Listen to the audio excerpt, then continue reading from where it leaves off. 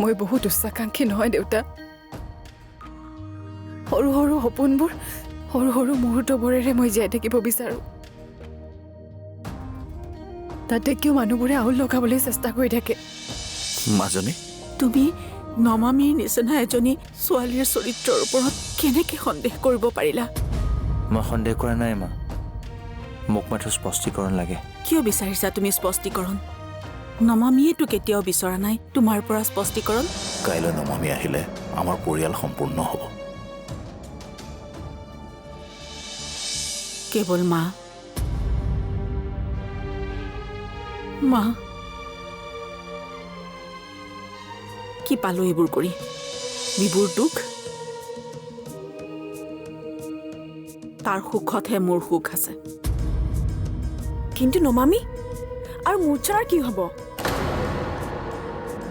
মূৰ্ছনা মোৰ ভুল বিভানৰ মন সলনি হোৱাৰ কথা বাদ দে বিভানৰ মাকৰ মন কেনেকৈ সলনি হ'ল এতিয়া বুজিছো এইখন পৃথিৱীত অসম্ভৱ একোৱেই নাই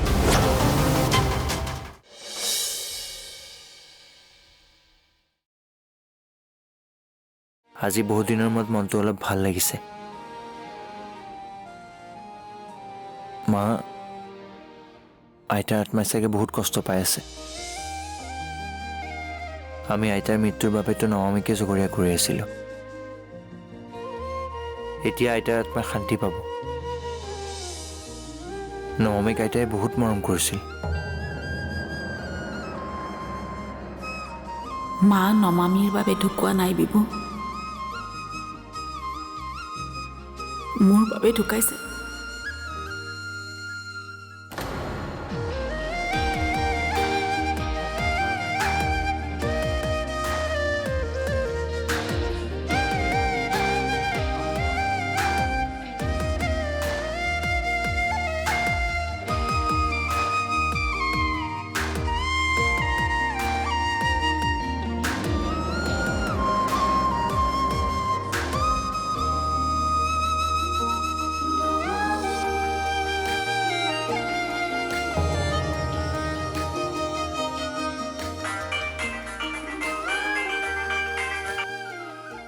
এশ ২০ বছৰ জীয়াই থাকিবি বুজিছ তোৰ এই কথা ভাবি আছিলো মই আৰু তই ফোন কৰিলি ক'ত আছা তুমি ঘৰলৈ আহাচোন মই যাব নোৱাৰো নমামী কাম আছে মোৰ কি মোতকৈ ডাঙৰ এতিয়া তোমাৰ কামেই হৈ পৰিল এইবোৰ অজুহাত দেখুৱাই নাথাকিবা আহা বুলি কৈছো নহয় তই জান মই কিয় যাব বিচৰা নাই মোৰ দাদাক ক্ষমা খুজিলেহে মই উভতি যাম নহ'লে মই কিন্তু কেতিয়াও নাযাওঁ মিছাতে মোৰ খং উঠাই নল'বা আহা বুলি কৈছো নহয় আহা বাপৰে তই মোকেই দম দিব পৰা হলি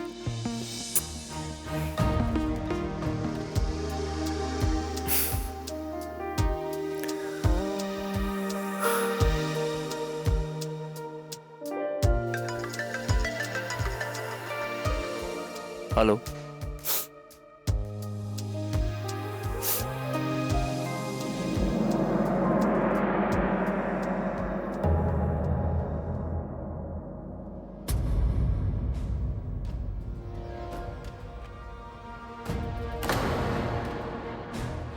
কি হ'ল বিবু বিবু মা অফিচত দৰকাৰী কাম আছে মই পাহৰিয়ে গৈছিলোঁ তুমি নমামীৰ ঘৰলৈ গৈ থাকা মই গৈ আছোঁ সোনকালে কিন্তু বিবু গাড়ীখন ৰখোৱাচোন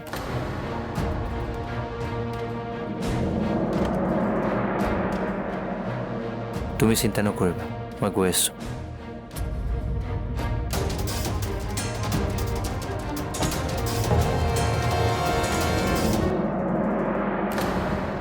দাদা তেওঁলোকে আহি প্ৰথমতে তোমাক দেখিব লাগিব তাৰ পাছতহে মোক দেখিব কিন্তু নমামী কোনো কিন্তু নাই দাদা বিভানে প্ৰথমতে তোমাক ক্ষমা খুজিব লাগিব যদি তুমি বিভানক ক্ষমা কৰি দিয়া তেন্তে ময়ো ক্ষমা কৰি দিম আৰু যদি বিভানে তোমাক ক্ষমা খুজিব নোৱাৰে ময়ো উভতি নাযাওঁ তই জেদত ধৰিছ নমামী এয়া মোৰ জেদ নহয় দেউতা মোৰ আত্মসন্মান মোৰ স্বামীয়ে মোৰ দাদাক সেইখিনি সন্মান দিব লাগিব যিখিনি তেওঁৰ যোগ্য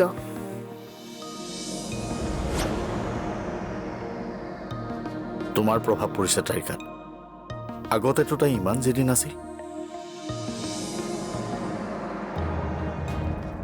হঠাৎ এনেকুৱা কি কাম ওলাল বিবুৰ যিটো নমামীতকৈ গুৰুত্বপূৰ্ণ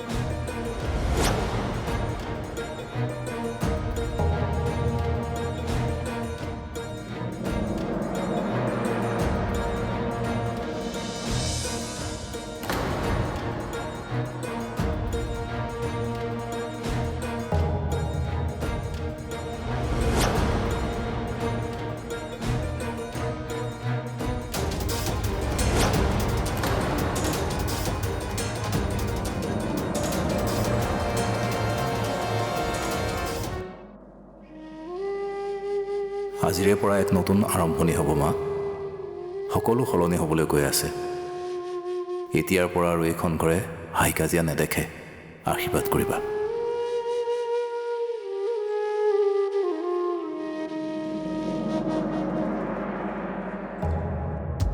বাইদেউ আহক বাইদেউ। বিভান অহা নাই নেকি?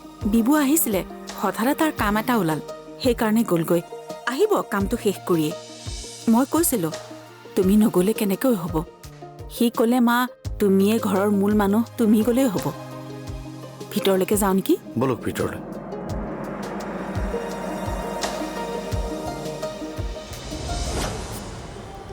এই সুযোগতে খাই লওঁ। মাহীজনী ইমান কৃপণ, ভালদৰে খাবও নিদিয়ে নহয়।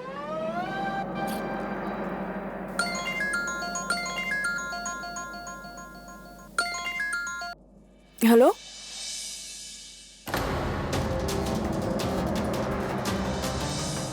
কি কেনেকৈ? মোৰ বিভানৰ প্ৰতি থকা মৰমহে আছিল যিয়ে মোক ইমান নিষ্ঠুৰ কৰি তুলিছিল। আৰু আজি সেই মৰমেই মোক মোৰ ভুল উপলব্ধি কৰাইছে।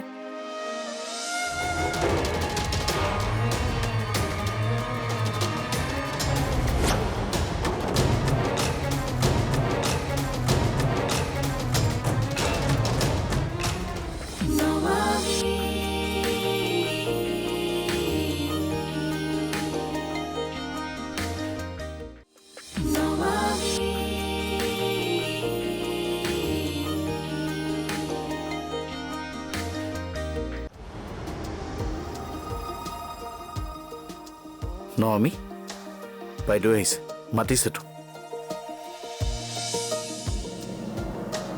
বাইদেউৰ লগত সম্পৰ্ক মোৰ আজিৰ নহয়, বহুত পুৰণি। কিন্তু আজি আমাৰ ঘৰলৈ সেই পুৰণি জানকী বাইদেউজনী অহা নাই। সেই অহংকাৰ, সেই গৰ্ব আজি তেওঁৰ মুখত নাই। এজনী অতি সহজ সৰল মানুহ আমাৰ ঘৰলৈ আহিছে। তেওঁ সলনি হৈছে নমামি, মই উপলব্ধি কৰিব পাৰিছোঁ। আৰু বিভান?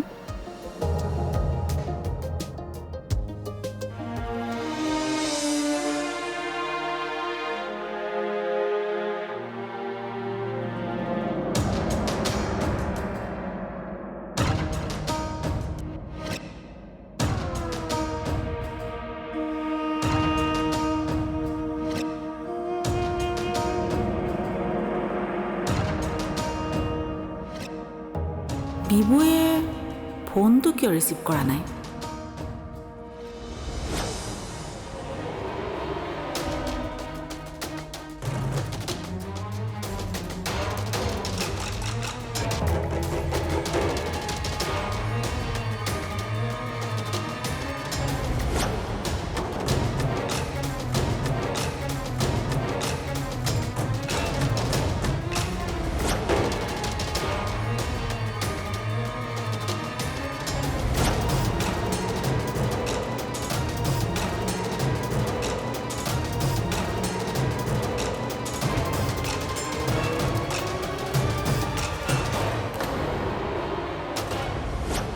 বিভানৰ ফালৰ পৰা মই ক্ষমা বিচাৰিছোঁ।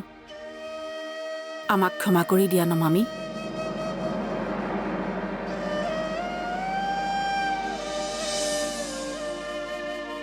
বিভানে তাৰ ভুল উপলব্ধি কৰিছে আৰু ময়ো মোৰ ভুল বুজিছোঁ।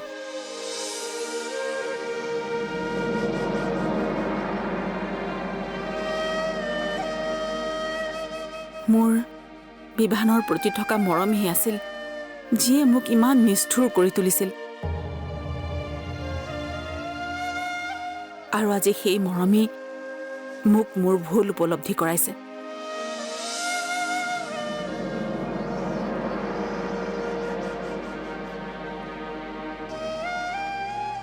তুমি উভতি বোলা নমামি। তোমাৰ অবিহনে মোৰ ল'ৰাটো আধৰুৱা।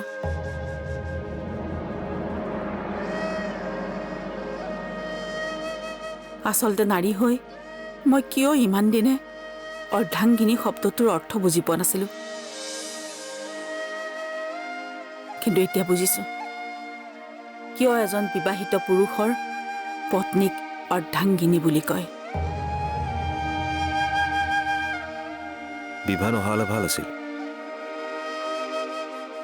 জানো, কিন্তু কি কৰিবা অৰ্জুন, কেতিয়াবা কেতিয়াবা মানুহৰ বাবে কাম ইমানেই জৰুৰী হৈ পৰে যে আত্মীয়বিলাকৰ বাবে সময়েই নোহোৱা হৈ যায়।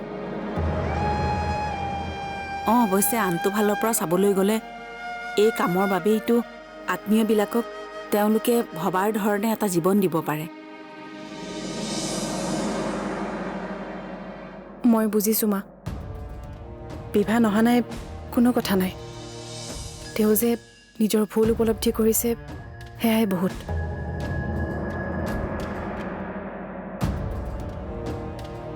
তেওঁ মোক ক্ষমা খোজাৰ কোনো দৰকাৰ নাই। কিন্তু মা, মই তেতিয়াহে ঘৰলৈ উভতি যাম যেতিয়া বিভানে দাদাৰ ওচৰত ক্ষমা খুজিব।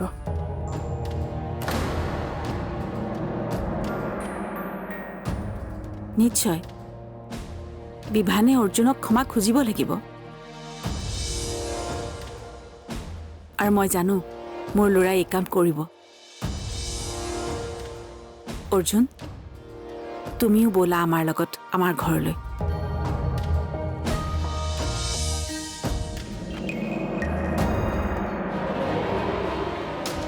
প্লিজ তেনেকুৱা নকৰিবা, দয়া কৰা মোৰ ওপৰত। মোৰ কিবা এটা হ'লে মোৰ মাৰ কি হ'ব? নোৱাৰিব তেওঁ সহ্য কৰিব।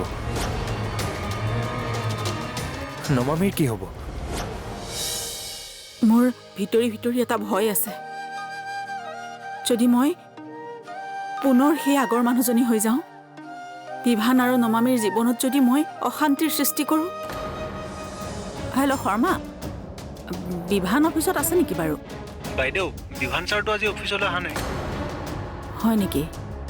আচ্ছা শুনকচোন, কোনোবা ক্লায়েণ্টৰ লগত বাহিৰত মিটিং আছে নেকি? আপুনি অফিচত খবৰটো কৰকচোন।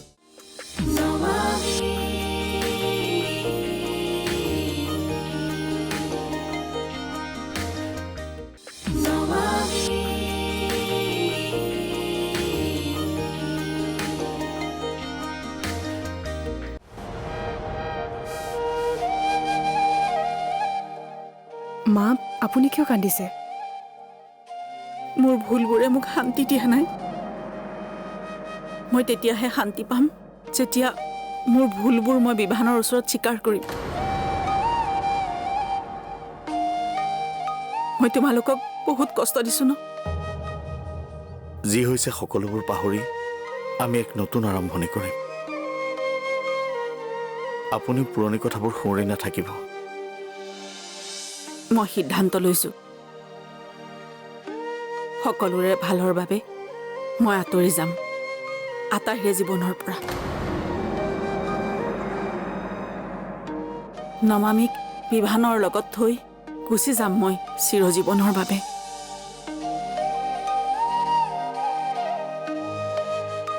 মোৰ ভিতৰি ভিতৰি এটা ভয় আছে। যদি মই পুনৰ সেই আগৰ মানুহজনী হৈ যাওঁ, বিভান আৰু নমামীৰ জীৱনত যদি মই অশান্তিৰ সৃষ্টি কৰোঁ।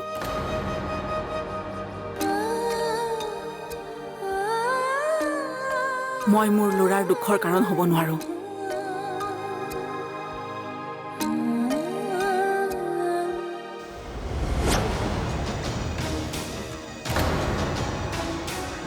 ঠিক আছে, মই বলিদান দিবলৈ সাজু আছোঁ।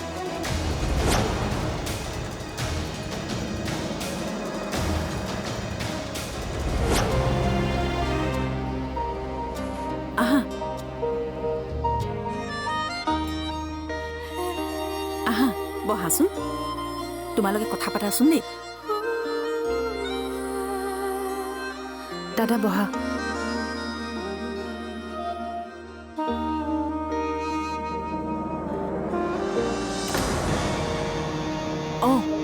নমামী আহিলে, কিন্তু কথা এটা হ'ল, তাই অকলে অহা নাই, অৰ্জুনো আহিছে লগত।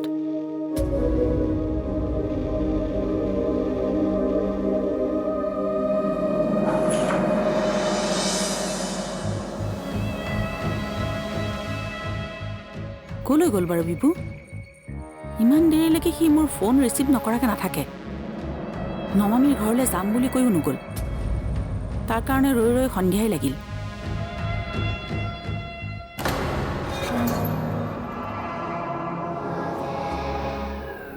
কি হ'ল বিবু? বিবু কোনে ফোন কৰিছিলে বাৰু? অফিচত মোৰ কিবা এটা দৰকাৰী কাম আছে, পাহৰিয়ে গৈছিলোঁ মই।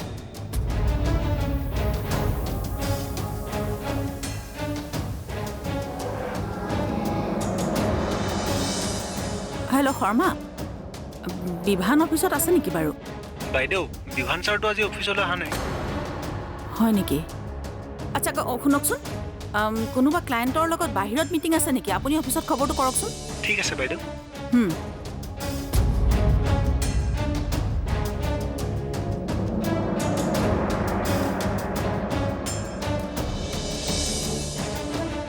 আজি মই বহুত সুখী। মই কেতিয়া ভবাই নাছিলোঁ এদিন তোমাক বিভানে সহজভাৱে ল'ব পাৰিব বুলি। মই জানিছিলোঁ এনেকুৱা হ'ব বুলি। বিভানক মই সৰুৰে পৰা জানো। অলপ অকৰা, কিন্তু মনটো ভাল। কম জোকালোনে তাক মই সৰু থাকোঁতে। কম দে তাৰ ঘটনাবিলাক কেতিয়াবা। পাৰিলে খেলিবৰ সময়ত সি মাকক বহুৱাই লোৱাৰ ভিতৰত ল'ৰা আছিল।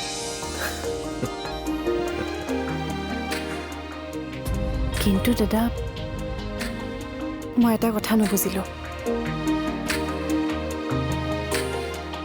মাৰ মন হঠাৎ কেনেকৈ সলনি হ'ল?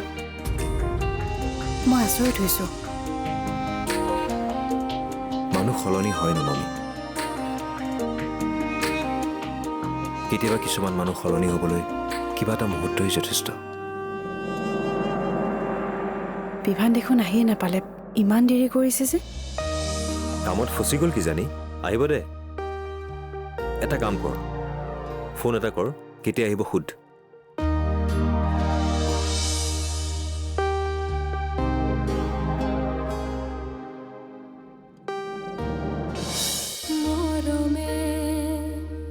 আজীবন বিচাৰে আল ফুলে সাবতি জীৱন সজাবলে।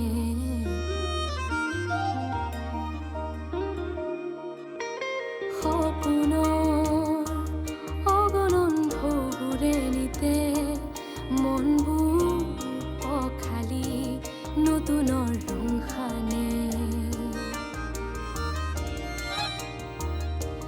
সময়ৰ একা বেকা বাটতে যায় আগুৱাই লৈ জুকিয়াই আপোনলে চাই। হেঁপাহৰ আকলোৱা আশাতে মন বুজি ৰয়, হঠাতে কি হয় সপোনো হেৰাই। বিয়াজুৰি আবেগৰে বান, হেঁপাহৰে টান। নমামী